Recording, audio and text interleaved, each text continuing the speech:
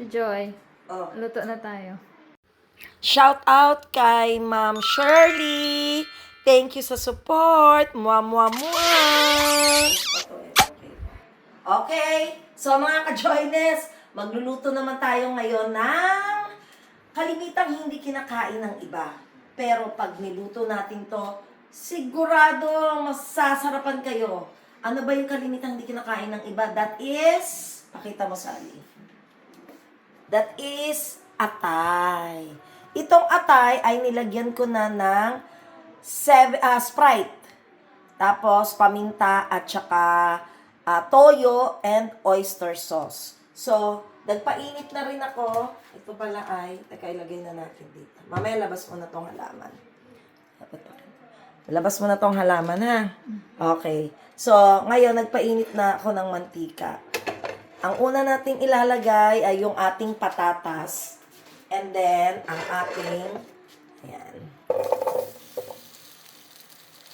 So, hintayin natin yan maluto. Papa-fry lang natin yan. Then, lagay na natin, yung ating red bell pepper. Ayan. So, sama lang natin siya. Pinaano natin ng apoy. Ipalow na natin kasi mabilis lang naman maluto ang red bell pepper. Tumatalsik na siya. Okay, so kinuha na natin yung ating patatas at ang ating bell pepper. Ngayon, piprituhin natin ng panandalian lang ang ating atay. Mahinang apoy lang kasi mabilis maluto yung ating atay. Atay at puso yan eh. Gusto ko kaya ng puso. Ang sarap. So, intayin lang natin yan na maprito. Okay, so pinirito natin. Lagyan natin ng butter. Para may lasa siyang butter. Ewan ko ba napakahilig kong maglagay ng butter. Pero nasa sa inyo yan kung gusto nyo ng mantika lang. Pwede naman. So, intayin lang natin siya. Kasi delikado rin siya at malambot. So, piprituhin lang natin siya ng kaunti. Okay, dito na rin ako magigisa sa pinagprituhan natin ng atay. Mag-isa lang tayo ng bawang, sibuyas, at luya. Okay. So, gigisahin lang natin yan, ha? Hayaan natin mag-translucent o lumabas ang kaluluwa ng ating onion. O, dito na yan. Kasi ihahalo rin naman natin yan mamaya. Okay, then ilagay ulit natin yung ating pinritong patatas at red bell pepper. Okay, sasama-sama na natin yan. Lagay na rin natin yung ating pinritong atay. Atay at puso. Ayan. Ilalagay naman natin lahat yan. Maluluto pa rin yan. Hindi ko masyado pang niluto. Kasi nga, maluluto pa uli ang ating atay. Ayoko rin siyang tumigas.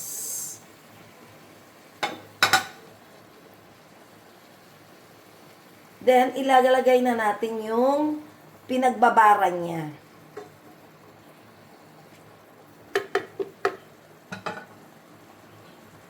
Okay, lahat na to ilagay na natin.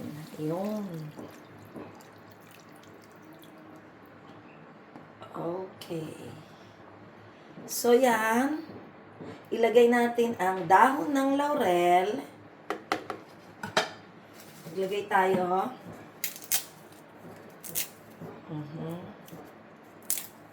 Okay. Maglagay tayo niyan. Ayan ay isang pampalasa. Then, maglagay tayo ng tomato sauce.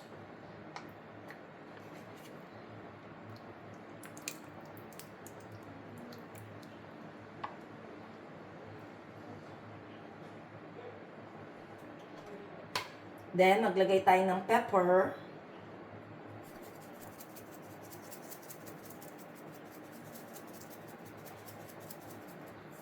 Okay. And then, kaunting suka. Ang suka, yan, pang paano rin yan eh. pampaiwas, iwas panis. Dahil meron tayong tomato sauce, nilagyan naman natin ng suka. So, hintayin lang natin kumulo bago natin haluin para maluto na yung suka. Then, maglagay tayo ng kaunting oyster sauce. Okay.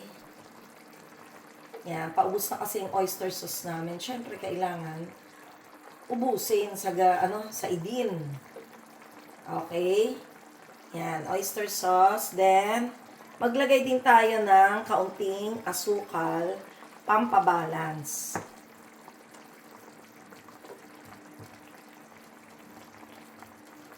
Siguro, isa't kalahati lang. Isa pa. Okay. Okay, tapos na to. Yan, isang kulo na lang, and then okay na.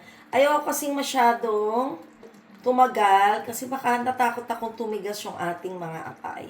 Hintayin lang natin kasi may pula-pula pa yung atay natin. And then, tapos na to. Mga ka-joiners, isi-share ko lang din sa inyo itong Nesty Cleanse High in Fiber. Iniinom ko to araw-araw kasi mas mabilis siyang makapag-digest na ilalabas kagad natin kung ano yung mga toxin sa katawan natin. Ano ba yan? Toxic. So, yan. Ito yan. 10 yan. So, everyday umiinom ako niyan para talagang nalilinis tayo.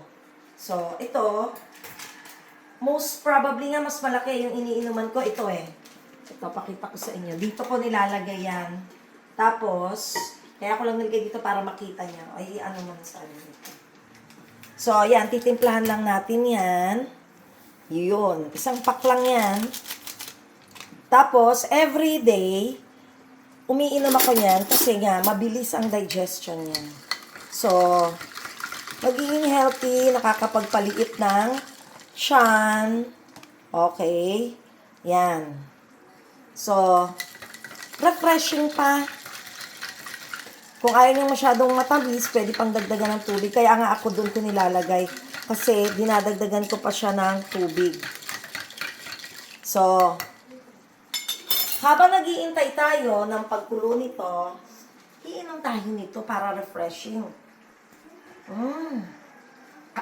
Refreshing talaga. Ang sarap.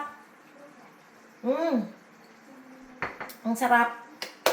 Kaya, ano pang iniintay? Click the yellow basket. Dito tayo sa Nesty Cleanse High in Fiber. Balik na. Okay na to. Okay na rin yung ating mga atay. Luto na. Yan. So, ano pa? Tikiman time.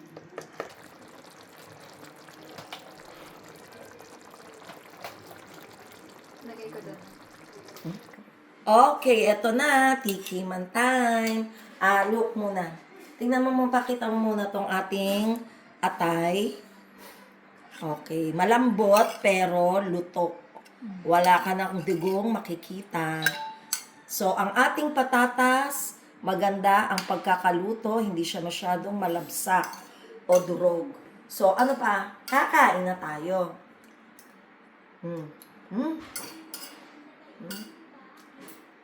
Mainit. Ang init. Nakikita yung usok. Pero ang sarap sa kanin.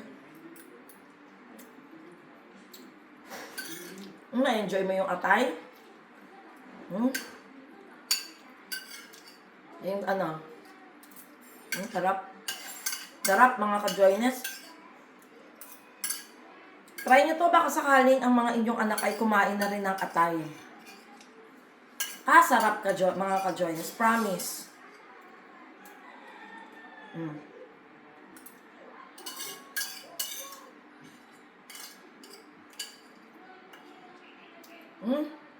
Mainit lang yan. Ang hirap yan.